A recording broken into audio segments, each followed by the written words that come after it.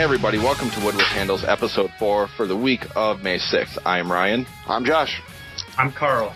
Tonight's topics include Clay Buchholz throwing a spitter, David Price and Tom Hallion's situation, Allison Reed closing, the resurgence of the Red Sox, and the Yankees being quite respectable, the Astros playing in the AL West, and a corked bat for Mickey Mantle. But first, let's talk about Jason Collins. He's an NBA player. He just recently came out as the first openly gay athlete in a major American sport. Obviously, this is a baseball podcast, so we're not going to talk too much about the basketball end of it, but I think we all agree on the podcast that this was kind of a big deal for all sports and really all of society. I mean, it's a good step forward in the right direction. Yeah, I agree. As much as it's a sports topic, it's also, a huge social and civil rights issue as well. And Jason Collins coming out and saying he's openly gay it is a big deal, regardless of what anybody says. I mean, he's the first openly gay athlete to be actually playing in a league right now. So I think it's going to be huge steps, and you're going to see almost a trend to set here. So I think it's a huge issue, and it's something that needs to be addressed. Well, I just can't believe that we're in 2013 and we're just now having openly gay players in any sports leagues because, it's just based on the times. I mean, people should be more open about it, and they should have been for So let me ask you guys a question. Why do you think that it took this long, seeing that's 2013, for somebody to actually come out and say, hey, I'm openly gay in a professional sports team or in a professional sports league? I think, unfortunately, there's a lot of situations on a lot of teams, maybe not in baseball or in basketball, but I hear a lot about it in the NFL specifically, where these people are openly not okay with playing with gay players. I mean, it very much, I don't know if you guys ever got around to seeing 42, but it very much resembles 42, and in 42 a lot of people were just, they were outright like, I will not play with black players. And it to me resembles that. I'm not sure who it was and what team he plays for, but an NFL player recently came out and they asked him if he would be willing to play with gay players, and basically he said that he would have to get essentially like a pay increase. Like he said, show me the money in order to do it, which, I mean, I think when there's that mindset, I think it makes it uncomfortable. If you were a gay athlete, you wouldn't feel welcome and open to coming out in that situation.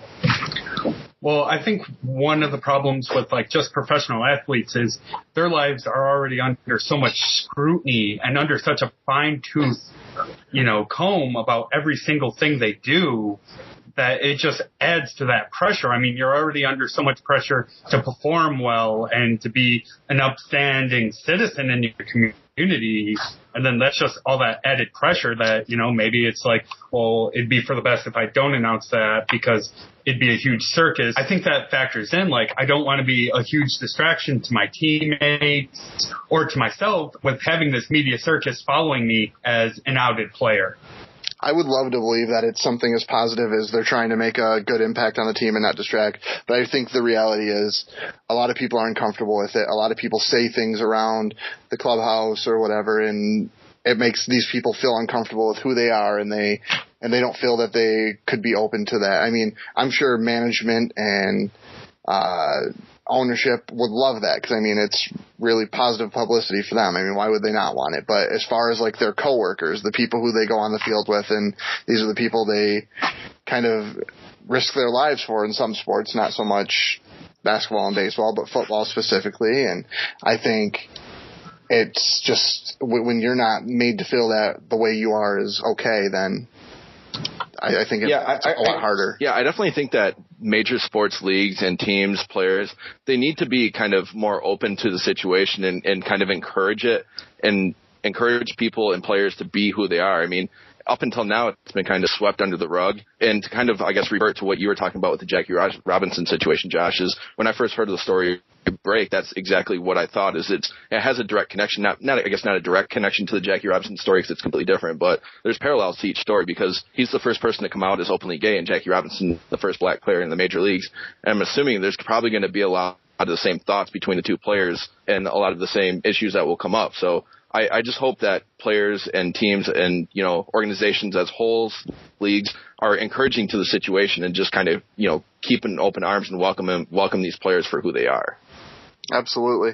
One last question before we move on. How long do you guys think it'll be before we see an openly gay active player in Major League Baseball? I would say a year. I would say probably sometime in the off season, because I don't think players are going to want to come out and use it as a distraction, because that's probably exactly what it'll be. But I'd say it's going to be sometime in the off season. Yeah, I mean, I would say either off season, or maybe if this player plays for a team that does not make the playoffs, something of that sort. They may come out at that point. But yeah, I don't think we're going to see it during the regular season either. And now turning to what Jack Morris thinks is Clay Buchholz throwing a spitter. Now, I didn't see the game.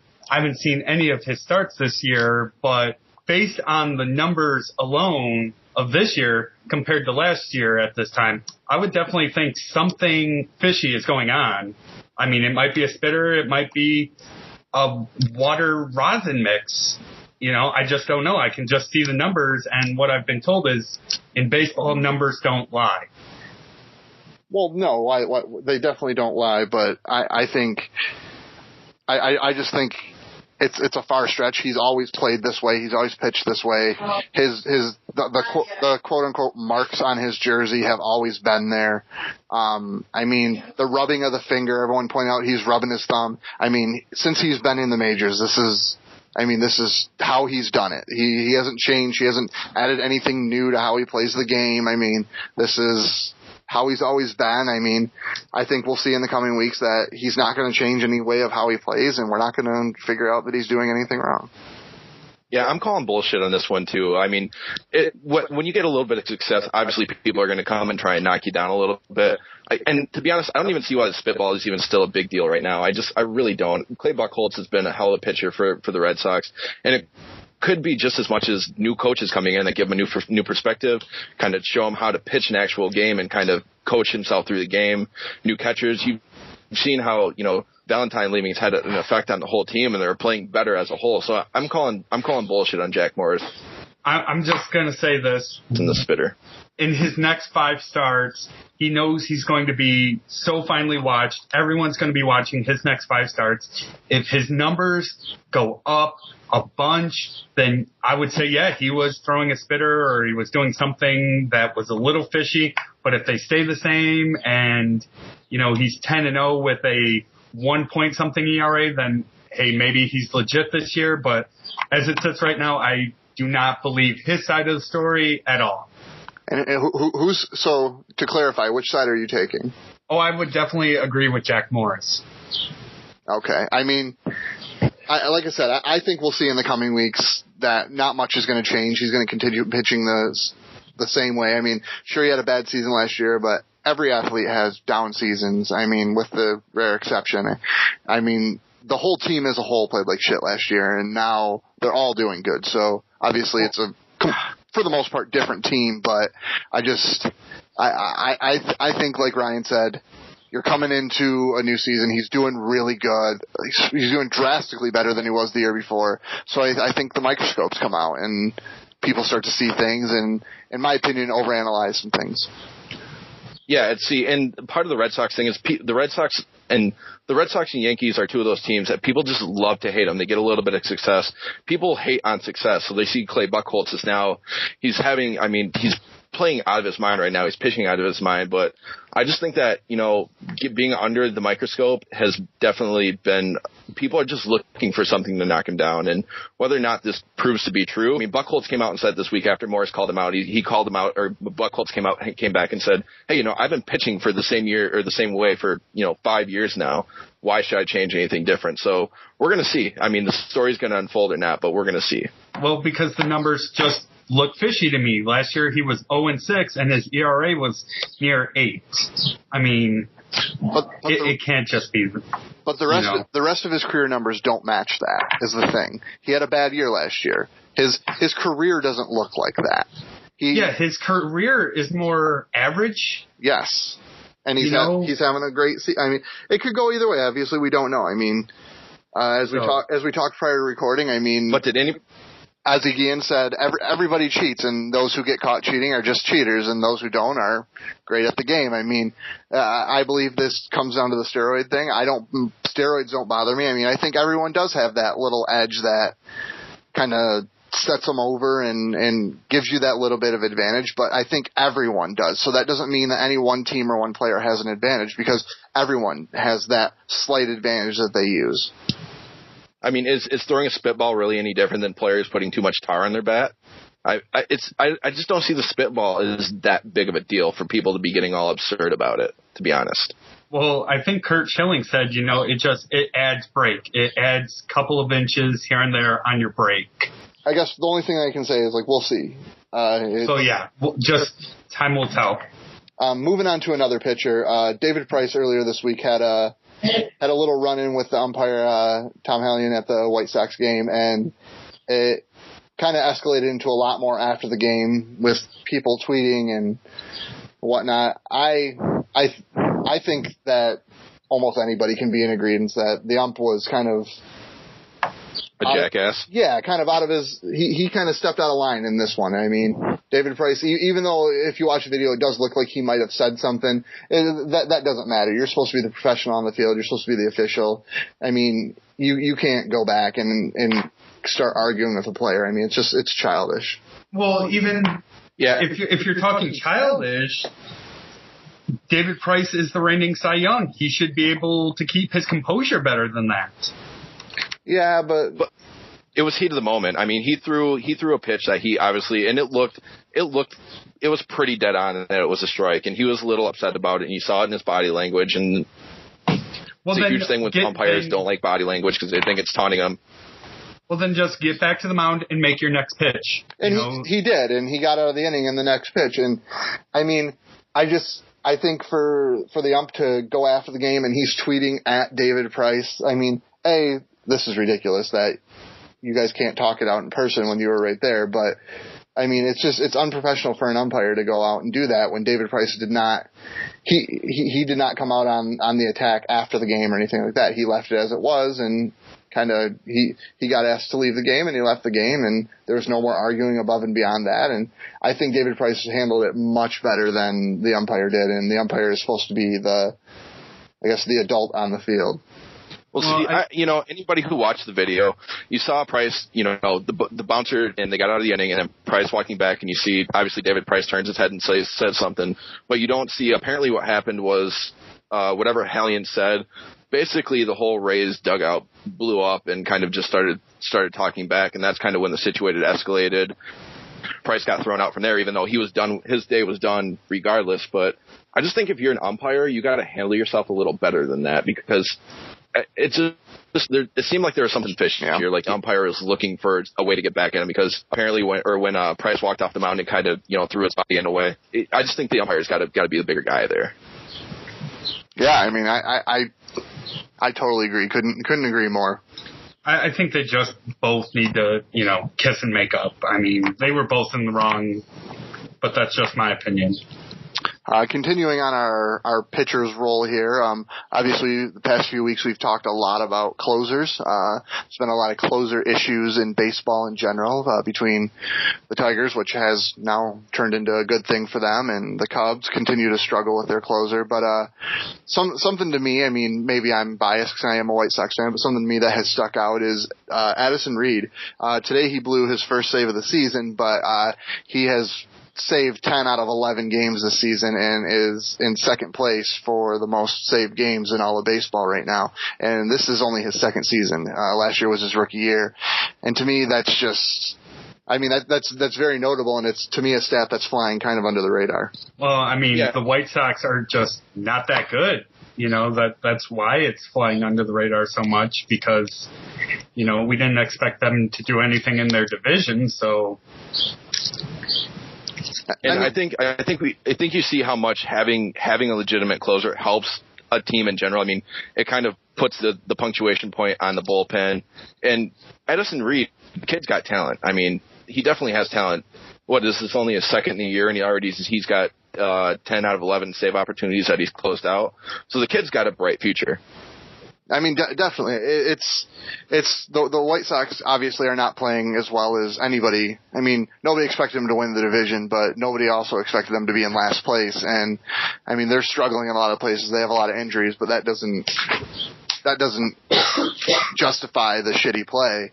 I think that it's something that, like Ryan just said, it's the exclamation point on the bullpen. I mean, there's a lot of games that he has helped us kind of stay in because the White Sox aren't really hitting the home runs that they normally do and getting those big leads like they normally do. They're staying pretty close games, a lot of 2-1 wins, and I mean, he's coming in and kind of doing what he's getting paid to do, which right like now shut the door. Yeah. Shut the door on your opposition. Yeah, I mean, yeah, I think we'd probably all agree. You know, like Carl and Josh, you guys both said, you know, the White Sox weren't really picked to do a whole lot, but definitely in a down year, Addison Reed has kind of been, you know, the shining star of that team and something to kind of look towards the future and hang their head on. Yeah, definitely. I mean, it's something even. I mean, living in Chicago here, we obviously get a lot of Cubs news, but I mean, even through all the Cubs news, he still is someone that they talk about nonstop. I mean, he gets mentioned in every White Sox conversation as much as a Chris Sale or a Paul Konerko does around here. I mean, he has really became kind of a face of this team in really no time here. Right. And, you know, I keep hating to bring the Tigers back into it, but as much as everybody hated on Jose Valverde, you see what he's done to the Tigers bullpen. Coming in, I mean, he's bolstered the bullpen and gave them almost a reliable closer to fall back on. And I mean, I'm totally not sold on him yet, but he's really done a lot to kind of ease my nerves when he comes in. And he's been lights out since he's come back. I'm still never going to be sold on him. No. I mean, he did it. He's doing for the Tigers everything they needed. They needed to not have Coke closing out the ninth. They needed Coke to be that 7th inning, 8th inning guy, and he's kind of doing what they need him to. Fortunately for him, right now they've been playing, in my opinion, some easy teams like the Astros, and they haven't really needed him. I mean, when you're winning games 17-2, you don't really need a closer. So he hasn't really had a ton of shots to come in and really fuck things up. I mean, he had those first few days that he was there, and he was pretty lights out. But, I mean, outside of that, he's been pretty unheard of because they haven't needed him. Yeah, I think the Tigers should definitely take this stance more often as we're just going to try and score as many runs and not even leave it to the bullpen as possible. I'd be comfortable with that, to be honest. I'd be very comfortable with that. I mean, I think it's easy to say against the Astros, but come real teams that they're going to come into town, Braves and whatnot, which the Tigers handle the Braves pretty well too. But I think it's a different story when you get the bigger name teams and the winning teams compared to someone like the Astros, who in my opinion, the resurging Red Sox that are probably one of the best records in baseball. I believe they do have the best record. I don't know if that changed as of today, but I believe they do have the best record. The Red Sox do have the best record as of right now.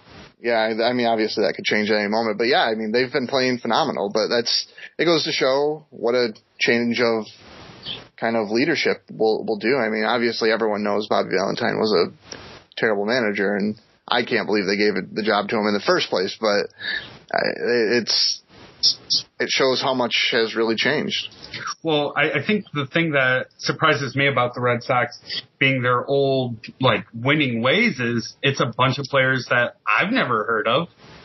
Well, when you look at the lineup, it's like, who are these guys outside of, David Ortiz? Well, yeah, I mean, they're playing baseball. They're not buying baseball. They're playing the game. And, I mean, obviously it's happening with both the Red Sox and the Yankees right now. I mean, I think we all are equally big Yankees haters, and we all hate the Yankees pretty equally. But something that I've said this year is if I can ever say I've respected the Yankees once in my lifetime, it's now. I mean, they're playing baseball, and they're winning games by playing the game, not by buying the game, but by actually playing the game the way it's meant to be played. Yeah, you guys both beat me to the punch here, but the Red Sox and the Yankees have kind of found the formula this year. There's not a whole lot of big name players playing on each team, and I think there's something to be said for playing that way. I mean, half of the Yankees lineup right now is out on the DL, all injured, gone, and the Red Sox essentially have a bunch of guys who you haven't heard of outside of Pedroia and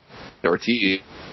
getting the job done for them. So, I mean, it's a fun way to play baseball, and a fun way to watch baseball is when you're watching two teams that you normally don't like play such a good brand of baseball with, without all the big money names in the lineup. Yeah, I mean, I like legitimately enjoy watching the Yankees right now because they're playing good baseball. Like, they're winning games. Sure, they're not in first place and they don't have the best record, but I mean, they're still playing solid baseball, and they're doing it by having talent and skill. And that's not to say that someone like Derek Jeter doesn't have talent and skill, because I love Derek Jeter. I think he's one of the best, if not the best shortstop to ever play the game. And I mean, there's just something to be said about going out and actually getting actual talent than buying the talent. So let me ask you guys both a question. Do you feel like you can appreciate this brand of baseball being where you've just got a bunch of, no-name guys coming in and playing out of their minds? Do you appreciate that more than watching Derek Jeter and, Mark Teixeira, Alex Rodriguez, all those guys playing? Definitely, yeah. I mean, that's why I enjoyed Moneyball, the A's playing last year too, because it was a bunch of, either washed up players or just kids that you had no idea where they came from, that were passed over or traded a bunch in their career. It's fun to watch, to see someone play the game the right way. Yeah, I think you're seeing it all over baseball right now. I mean, it's not just the A's. I mean, the Orioles. Really San Francisco. Sure, a lot of San Francisco's guys now are becoming big deals, but until the two World Series, I mean, these were a bunch of nobodies, and I mean, they obviously went through a downtime with the Barry Bonds era coming to an end, and they were under a pretty fine microscope for a while there, and I think it is fun to watch baseball from these teams who are playing. I mean, like the Royals right now. It's all over baseball right now. People playing real baseball. This is what is exciting about baseball. Not the Dodgers and the Angels and the Yankees who are buying their teams. It's the teams like the Royals and the Athletics and the Orioles that are winning games by just playing a good brand of baseball. Yeah, I think you kind of hit the nail on the head. Obviously we're always going to see these teams with these mega payrolls, and the Tigers are doing it right now, and the Angels, the Red Sox, the Yankees. But like you said, there's teams, the Orioles, the Rockies, Oakland. There's teams like that. They're going to thrive because they're playing this way. And as long as, this kind of transition to teams that have, just a bunch of role players playing the game the right way, I think it's going to be fun. It's going to be a lot of fun to watch. All-Star ballot was just released, and Jeter and Teixeira are both on it, neither of which have played a game this year, neither of which have really played since the end of last year. Do you think I guess before I even start, what's your guys' opinion on them being on the All-Star ballot? See, to me, this is so goddamn frustrating, and I can't wrap my head around why they're on the All-Star ballot. To me, if you haven't played a game all season, your name just shouldn't be on there, plain and simple. Derek Jeter is probably the Yankee that you would identify with most now, and Teixeira is a pretty big-name guy, and they're probably both going to get elected to this All-Star team knowing that they haven't played a game this year. It's ridiculous that they're even on the ballot, but I think fans are smarter than that outside of the New York market to go, hey, they haven't played a game this year. They're not all-stars because they're not helping their team in any way. I mean, absolutely. I know we always agree on these kind of Yankees topics, but yeah, I like Jeter. He's one of the few Yankees that I can legitimately respect, and I mean, I think he does play an honest game, but it bothers me just that they're even on the ballot. I mean, there's nothing that makes them an all-star. An all-star isn't based on your career. It's based on what you've done this season, and they've done absolutely nothing for their teams this season because they've been injured. That's not their fault. I mean, there's nothing against them, but you're not an all-star. You did not play all-star baseball this year. Right. Yeah, it's just the idea of these two even being on the ballot is absurd to me, and it kind of blows my mind as to why the MLB put them on there. The only thing I can think of is because, yeah, maybe it is in New York. Granted, it's at Citi Field, but still it's New York, and that's why I think just knowing that the All-Star game is there, that these two could potentially end up on that roster, and it's stupid, plain and simple. Well, I mean, if they're still injured by the time the All-Star game is played, they won't be on the roster. They'll have, some injury, I can't think of the term right now. The manager for the AL will just go, well, I need someone else because Jeter is injured. Yeah, Teixeira will most likely be back. I've heard he's starting to take batting practice lately, and I mean Teixeira will probably be back by the All-Star break. But Jeter, I mean, he says he's coming back before the season's over, but I would be shocked if he makes it before the end of the season. Now, I mean, the way the Yankees are playing, they'll probably make the playoffs, and Jeter will probably be back by then. But regular season, I can't really see Jeter coming back. Well, I think you made a really good point, Josh, in saying that MLB wanted this because that's their biggest name, that's their biggest market. You know, Yankees. That's baseball. Yankees is baseball. That's why MLB would put, 2 injured Yankees on the ballot. Absolutely. So what do you guys think about how the All-Star game is going to kind of end up being? Obviously, we just talked about 2 players who, in our opinion, do not deserve it, but where do you think the rest of this game is going? I mean, I think this year's All-Star game is going to look more like a futures game, the up-and-comers, because of the way baseball is changing so much, that you're not going to have the names like Granderson or the Jeters. Yeah, I agree. I mean, I think a lot of the big name players are hurt or, I mean, haven't been performing the way they have been in the past, like the R.A. Dickies and whatnot. And I think that we're going to get, like you said, I mean, a younger crowd. Obviously, the big names in baseball have left the Yankees world of the Jeters and whatnot. And now we got Bryce Harper's and Mike Trout's. I mean, if Mike Trout doesn't pick it up, he's definitely not going to be an all-star. But I definitely think that it's going to be a whole different kind of view of that game. It's going to be a much more fun game. I mean, I can't tell you the last time I've actually watched an all-star game, even a few innings through, other than, the announcements of the lineups and maybe the first couple innings. But I definitely think it's going to be exciting. You got new names, fresh faces. The game's going to be a little faster. It's going to be the future, like you said, and it's an exciting future. Yeah. Speaking of the all-star game, obviously, the Astros have now moved over to the AL side. I doubt anybody on the Astros team is going to be making an all-star appearance at this rate. But what do you guys think about the Astros in the AL West? I mean, obviously, it kind of puts them at a disadvantage, but the Astros really never had an advantage anywhere. What's your guys' opinion? Well, for one, they will have one all-star because that's the way the all-star game is set up in baseball is every team has to be represented. So they will have one all-star. Who do you think it'll be? I have no idea because I don't know the roster. I don't think anybody. Yeah, I was going to say whoever it would be. I don't envy the job of whoever's coaching the American League team because honestly, who do you pick from that team? There's not one Jim person Leland. that could even Jim Leland is the manager. Oh, that's right. It is. Yeah, you're correct. It's Jim Leland. I imagine he could pick Carlos Pena of the Astros, and that's the only Astro I can name right now. Even though the Tigers just played that 4-game series against him, all I saw was swings and misses. So, yeah, I can't name one Astros player. I just watched a 4-game series with them, and I have no clue. And they're invisible to me right now. And as disrespectful to that organization as it sounds, it's completely honest.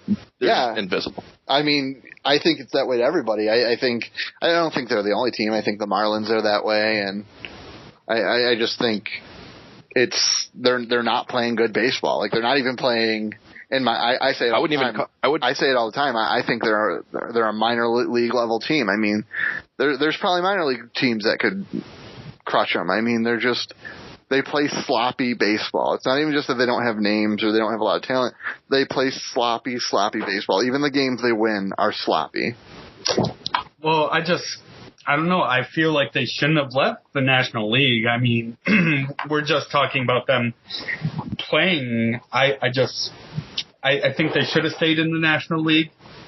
They've been in the National League since the 60s, since their inception. I feel like Bud Selig blackmailed them like, oh, if you want to sell this team and you want to buy this team, well, you have to move them into this ultra competitive, spend a lot division. I don't think that's right. Yeah, I think Houston never even had a choice on the matter. I think they were going to the AL whether they wanted to or not, because as long as they're going to exist in the American League. And like you said, Bud Selig kind of blackballed them. Yeah, a little bit, but I also think they're trying to create just this natural kind of, I guess, I don't know. It's hard to say for me, honestly. Well, I mean, they're looking for the AL East is what they're looking for, and they're looking for not today, but in the future, for it to be a lot like the AL East now. For a long time, the AL East was just the Yankees and the Red Sox. Every once in a while, the Rays, and the Orioles and the Blue Jays never competed for shit. And now all 5 teams are competitive, and I think that's what they're hoping in the future of the AL West is it won't be just the Angels and the Athletics. It's going to be strong across all 5 teams. Maybe one day. So far this year, I mean, most of the teams in the West have been pretty competitive. I mean, Texas is leading the division right now, but Oakland's going to be there. Who knows what Anaheim's going to do? Seattle isn't playing that terribly right now. The only team that's dragging that whole division down is Houston. And whether or not, they're trying to create this natural rivalry between Houston and Texas, I don't know. But it was a tough division to come in, and especially right now with all those teams being so good in that division. I agree. The Cubs want to update Wrigley Field, and not everyone's too happy about it. Basically, they got bought out by the Ricketts family. I believe it was like 3 or 4 years ago. And when the Ricketts bought them, one of the big things they promised was updates or a new stadium. And part of those updates included not just advertisements, wasn't it? Yeah, but not just that. It included updating the whole area around Wrigley. So it's not just the stadium. They were going to buy all the buildings around the area and build hotels and build this shopping center and take it away from the neighborhood feel that it is right now, which a lot of people were pissed about. Well, they just, I believe it was Thursday, announced that they announced their plans for the revisions, and there is a hotel, and they're going to buy, if you're not from there, it's hard to explain, but they're going to buy this corner plot of land over there, and it's actually very nice, but they're doing it very tasteful. It's very reminiscent of the updates to Fenway, where it still has that classic feel to it. But they're going to modernize it. I mean, you're going to get TVs in the bathrooms like all the stadiums do, and you're going to get an actual digital scoreboard, and you're going to get that's what I heard. Yeah, I don't know. I'm not for this idea just because I'm a big fan of classic stadiums. But here's the thing. Fenway was updated a few years back. Fenway is older than Wrigley. Mm-hmm. They have an update. They have a digital scoreboard. They have everything that they don't have digital scoreboards. They still have that guy in the Monster that does it. There is a digital scoreboard. Actually, they do. I believe it's above. Yep. Yeah. It's above the wall, isn't it? It's in the back behind the bleachers. And Wrigley's doing the same thing. They're keeping the old one where the guy manually changes everything out, but they're going to get a digital one too. So there's nothing that they're trying to do at Wrigley that Fenway hasn't done, which is an older stadium that has a team that plays in it that has played there longer. But for some reason, this whole town is up in arms because of quote-unquote tradition. Well, it's tradition. Well, let me tell you, I've been to a game at Wrigley, and it fucking sucks. You can't tell who has strikes and balls. You can't tell who's up. None of that shit, because the guy who's changing it is running up and down all these ladders and shit, and it takes him till the guy's fucking out to update anything. It's a shitty experience. So you're on the side of I want to modernize the stadium, and obviously Carl is on the side of let's keep the mystique. Absolutely. And I mean, I am for modernizing it. Do I want them to get rid of the stadium? No. I think, as someone who lives 4 fucking blocks from the pile of shit, I do think it is part of MLB and baseball history and really sporting and American history. I mean, it's a huge. It's a great traditional thing, and I do get that part of the tradition. But when all these Cubs fans, and not just Cubs fans, baseball fans in general, come in and they're like, well, it's going to ruin the tradition, I call bullshit, because Fenway did it. People love the new updates to Fenway. The citizens of Boston and Red Sox fans love the updates to the ballpark. There's no argument. I want to put it this way, and it's as real as I can say it. When you go to a stadium to see the stadium, and you go to Wrigley to see Wrigley, obviously because it's Wrigley Field, it's got mystique, it's got the tradition, it's historic, it's old, it's got that classic feel to it. But your team sucks. And when your team sucks, what do you do when they're getting blown out in the later innings? You go and walk around the stadium, you find something to do. Well, what do you do when there's nothing to do in the stadium? You leave. And that's what happens. And when you leave, what's there to keep people? Yeah, what's there to keep people in the stadium? Oh, your team's getting blown out by 12 runs. Marmol's in the close another, or Marmol's in the, throw some more innings in which he's going to get blasted. But yeah, let's go look around Wrigley. So I'm sitting in my seat and I turn my head 180 degrees, and it's like, saw everything there. Yeah, I mean, there's to see. Let's go. That's it. I love the stadium, I really do, and I'm glad that I've had the experience of living this close to it, and I'm glad I've had the experience of attending games there. And I mean, it's great, and I would never want them to tear it down. And when the rumors came out that he was going to move it, which they later said, it was kind of just an off-the-cuff statement. He was never really planning on moving it, but when rumors came out that he said that he was going to move it, it definitely made me mad. And I don't know if mad's the word, but upset, because, I mean, that is a part of baseball history. See, I mean, I don't think they need to move it, but it definitely needs the renovation. It needs to be brought up to modern, to be modern, have something for people to come and see. So, I mean, what do you do when you go there? You go to Wrigley, and I guess maybe I've never been to Wrigley, but you go there and you go to see the scoreboard. You go to see the ivy in the back. You go to see the people sitting on their roofs watching the game. That's what you go there for. And that's it. And right now, that's all Cubs fans are clinging to, and people that are not even Cubs fans, but they're going to watch the game because they're coming to see Wrigley, plain and simple. And maybe if they modernize the stadium, that would take some of the mystique away.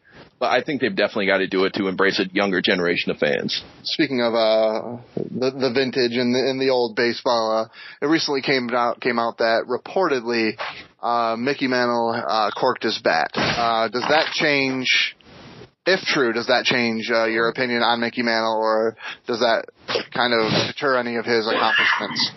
Okay, first off, I just want to point out, whoever bought this bat, how much of a dumbass do you have to be to even drill into the bat? You bought Mickey Mantle's bat, and now you're going to drill into it? I mean, who does that? Come on. But honestly, if the bat was corked, who cares? Really, who cares? Before they even started checking for that stuff. I mean, but does that take away from everything that he accomplished? No, absolutely not. Not at all. No, because if Gaylord Perry can be in the Hall of Fame, who was a spitball pitcher for years and years and years, But, like, so we're saying corking the bat doesn't take away from it, but does that mean we let Sammy Sosa in? Does that mean we let Barry Bonds in?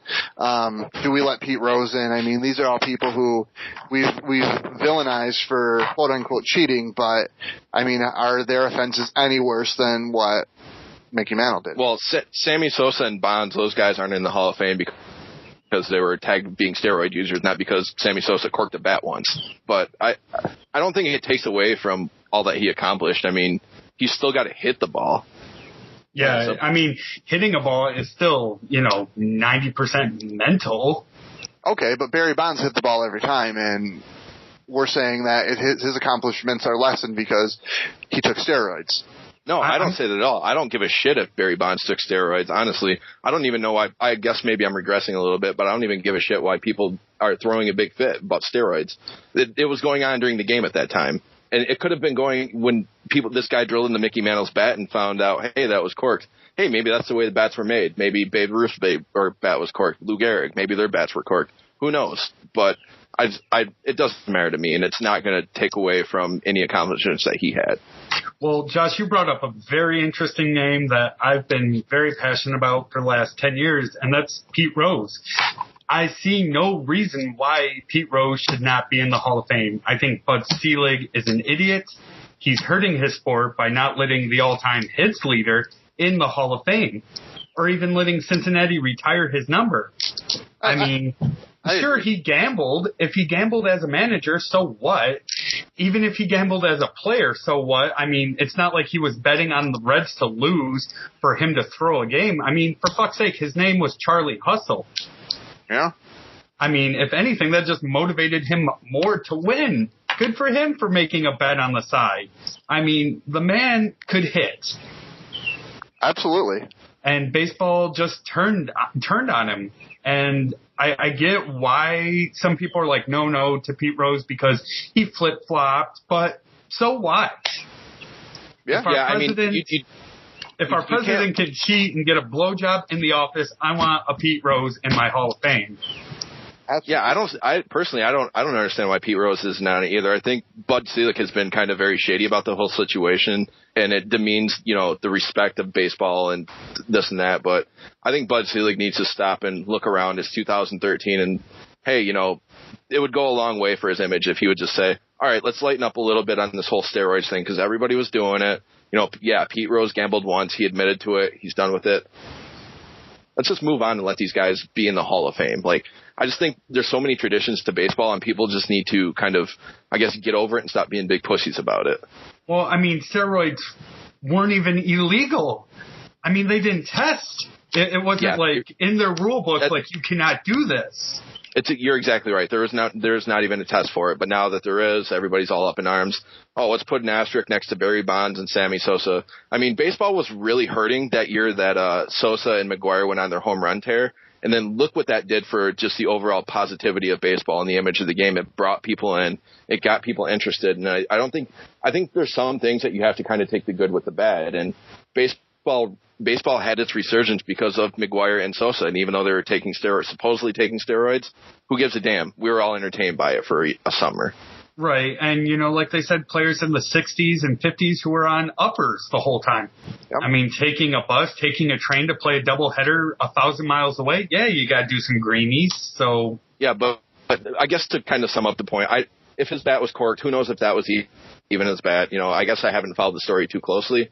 But if it's found out that his bat was corked, who cares? I mean, I'm not gonna look at him any of a lesser ball player than what he was. Right, and I mean, come on, he's Mickey Mantle. How many bats did he own? Are you going to drill through all of his bats now that he ever used? What if he used it for one game and that was it? I don't think anybody's in disagreement here. I think we've talked about it even multiple times on today's podcast, is that, cheating happens. No matter how much Bud Selig or anybody in baseball wants to believe it doesn't, cheating happens. But you know what? Every team's cheating, or every team has at least a player who cheats. So it's no longer cheating. Nobody's at an advantage at that point. Nobody's at a disadvantage. Just because Barry Bonds took steroids, that doesn't mean shit. Because you know what? Half the pitchers he was facing probably were also taking steroids. So how does that give him an advantage? Because you know what? They were just as doped up as he was.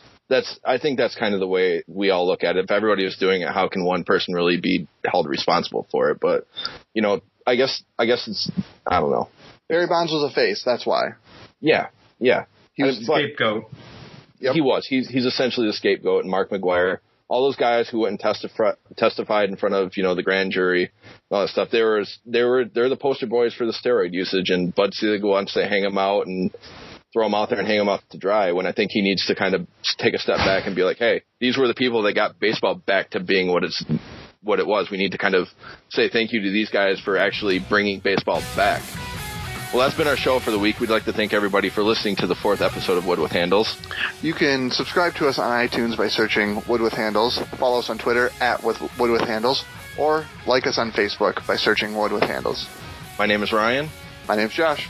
My name is Carl. Keep swinging for the fences, Adam Dunn.